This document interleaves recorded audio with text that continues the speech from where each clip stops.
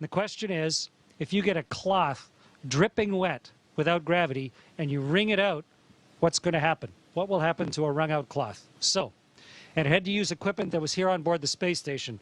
We may have the coolest washcloths ever here on the space station. I'm going to show you. Here's one of our washcloths. And it's compacted.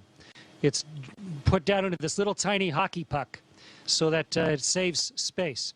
But when you open up a hockey puck and you pull out your washcloth, this is the one I'm going to use for the experiment today. And so when you open up your hockey puck and turn it into a washcloth, it was compressed in a great big vise somewhere. Okay, so here's my washcloth, like a magic trick.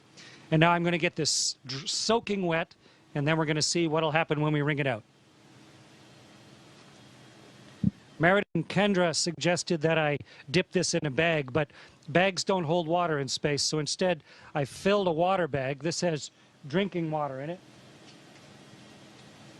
And I'm going to squirt a bunch of water into this washcloth.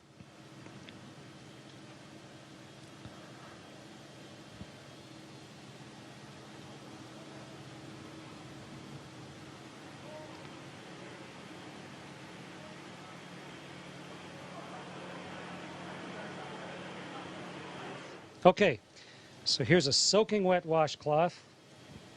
Get the microphone so you can hear me while I'm talking.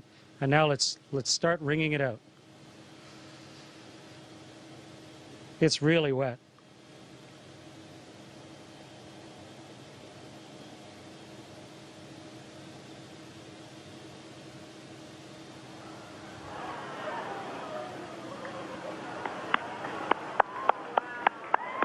It's becoming a tube of water.